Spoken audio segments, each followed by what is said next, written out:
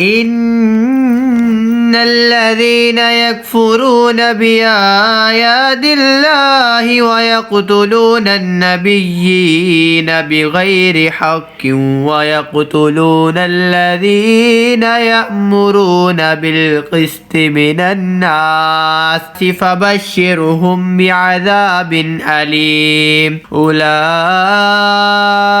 الذين حبطت أعمالهم في الدنيا والآخرة وما لهم من ناصرين ألم تر إلى الذين أوتوا نصيبا من الكتاب يدعون إلى كتاب الله ليحكم بينهم ثم يتولى فريق منهم وهم معرضون ذلك بأنهم قالوا لا تمسنا النار إلا أياما معدودات وغرهم في دينهم ما كانوا يفترون فكيف إذا جمعناهم ليوم لا ريب فيه ووفيت كل نفس ما كسبت وهم لا يظلمون قل اللهم مالك الملك تؤتي الملك ما تشاء وتنزع الملك مما تشاء وتعز ما تشاء وتذل ما تشاء بيدك الخير إنك على كل شيء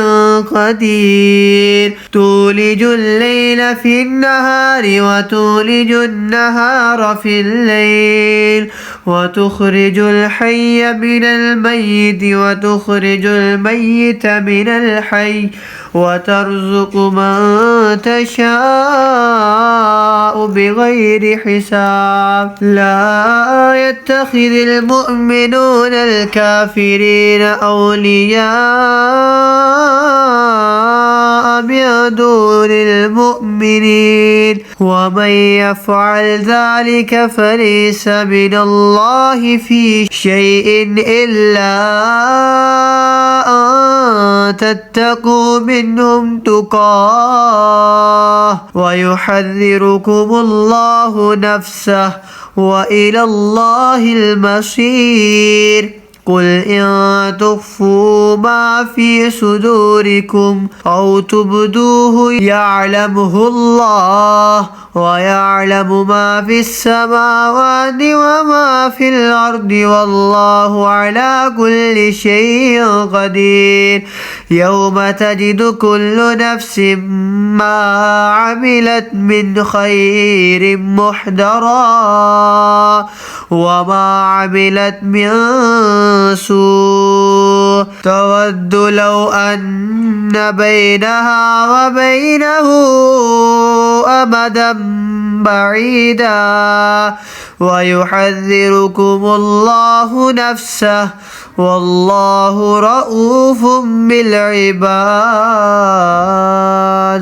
वो जो अल्लाह की आयतों से मुनकिर होते और पैगंबरों को नाहक शहीद करते और इंसाफ का हुक्म करने वालों को कत्ल करते हैं, इन्हें खुशखबरी दो दर्दनाक अजाब की। ये हैं वो जिनके अमाल अकारत गए दुनिया व आखिरत में और इनका कोई मददगार नहीं। क्या तुमने इन्हें ना देखा जिन्हें किताब का एक हिस्सा मिला? किताब अल्लाह की तरफ बुलाए जाते हैं कि वो इनका फैसला करे, फिर इनमें का एक गिरोह इससे रूगर्दां होकर फिर जाता है। ये जुर्रत इन्हें इसीलिए हुई कि वो कहते हैं हरगिज हमें आग ना छुएगी मगर गिनती के दिनों, और इनके दीन में इन्हें फरेब दिया और झूठ ने जो बांधते थे। तो कैसी होगी जब हम इन्हें इकट्ठा करेंगे इस दिन के کے لیے جس میں شک نہیں، اور ہر جان کو اس کی کمائی پوری بھر دی جائے گی، اور ان پر ظلم نہ ہوگا۔ یوں عرض کر اے اللہ، ملک کے مالک تو جسے چاہے سلطنت دے اور جسے چاہے سلطنت چھین لے، اور جسے چاہے عزت دے اور جسے چاہے ذلت دے، ساری بھلائی تیرے ہی ہاتھ ہے، بے شک تو سب کچھ کر سکتا ہے۔ تو دن کا حصہ رات میں ڈالے اور رات کا حصہ دن میں ڈالے، اور مردہ سے زندہ نکالے اور زندہ سے مردہ نکالے، اور جسے چاہے بے گنتی دے۔ مسلمان کافروں کو اپنا دوست نہ بنا لیں، مسلمانوں کے سوا، اور جو ایسا کرے گا اسے اللہ سے کچھ علاقہ نہ رہا مگر یہ کہ تم ان سے کچھ ڈرو، اور اللہ تمہیں اپنے غضب سے ڈراتا ہے اور اللہ ہی کی طرف پھرنا ہے۔ تم فرما دو کہ اگر تم اپنے جی کی بات چھپاؤ یا ظاہر کرو، اللہ کو سب معلوم ہے،